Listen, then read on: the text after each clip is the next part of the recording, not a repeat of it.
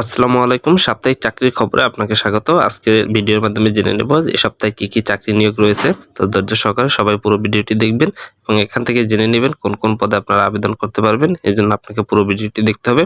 তো আজকে আমরা জেনে নেব কোন পদে আপনাদের কতজন লোক নেওয়া হবে এবং প্রত্যেকটা বিষয় সম্পর্কে বিস্তারিত ভিডিও আমার চ্যানেলে দেওয়া থাকবে। অবশ্যই আপনারা আমার চ্যানেলটি সাবস্ক্রাইব করে চ্যানেলটির সাথে থাকবেন। প্রথমে রয়েছে বাংলাদেশ পল্লী বিদ্যুতায়ন বোর্ড, পদ সংখ্যা রয়েছে 60টি।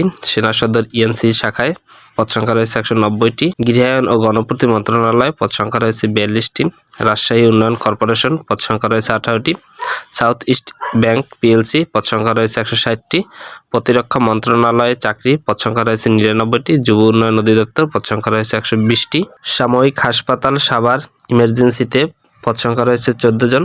বাংলাদেশ প্রকৌশল বিশ্ববিদ্যালয়ে পদ সংখ্যা রয়েছে 20 জন। ঢাকা বিশ্ববিদ্যালয়ে পদ সংখ্যা রয়েছে 6 জন। পল্লী উন্নয়ন ও সমবায় মন্ত্রণালয়ে পদ সংখ্যা রয়েছে 9 জন। ঢাকা পাওয়ার ডিস্ট্রিবিউশন পদ সংখ্যা রয়েছে 6 জন। শাহজালাল বিজ্ঞান প্রযুক্তি বিশ্ববিদ্যালয়ে পদ সংখ্যা রয়েছে 6 জন। এইসব পদে আপনাদের লোক নেওয়া হবে। তা আপনারা চাইলে এখানে ভালোভাবে দেখে আবেদন প্রক্রিয়া সম্পূর্ণ করে নিতে পারেন। এছাড়া আরও অপরদিকে রয়েছে অতিরিক্ত জেলা ও দায়রা জজ ঠাকুরগাঁও পদ সংখ্যা রয়েছে 30 জন। জেলা প্রশাসক রাঙামাটি পদ সংখ্যা রয়েছে 37 জন। বাংলাদেশ সশস্ত্র বাহিনীতে পদ সংখ্যা রয়েছে 10 জন। ঢাকা বিশ্ববিদ্যালয় চাকরির পদ সংখ্যা রয়েছে 3 জন। সেনা সদর ইউনিয়নসিতে পদ সংখ্যা রয়েছে 10 জন। নোয়াখালী বিজ্ঞান ও প্রযুক্তিতে পদ সংখ্যা রয়েছে 6 জন। দক্ষিণ সিটি কর্পোরেশনে বাংলাদেশ নৌবাহিনী স্কুল অ্যান্ড কলেজে পটুয়াখালীতে লোক নেওয়া হবে 10 জন। Cantonment public school and college রংপুরে লোক নেওয়া হবে 10 জন। বাণিজ্য মন্ত্রণালয় নিয়োগ, এখানে লোক নেওয়া হবে 3 জন।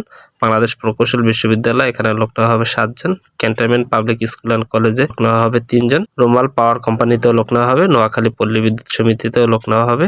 শরীয়তপুর পল্লী বিদ্যুৎ সমিতিতেও লোক নেওয়া হবে। দেখে ভালোভাবে বিস্তারিত জানতে হলে আমার চ্যানেলটির সাথে থাকবেন এবং এগুলো দেখে আপনারা আবেদন প্রক্রিয়া সম্পূর্ণ করে নেবেন।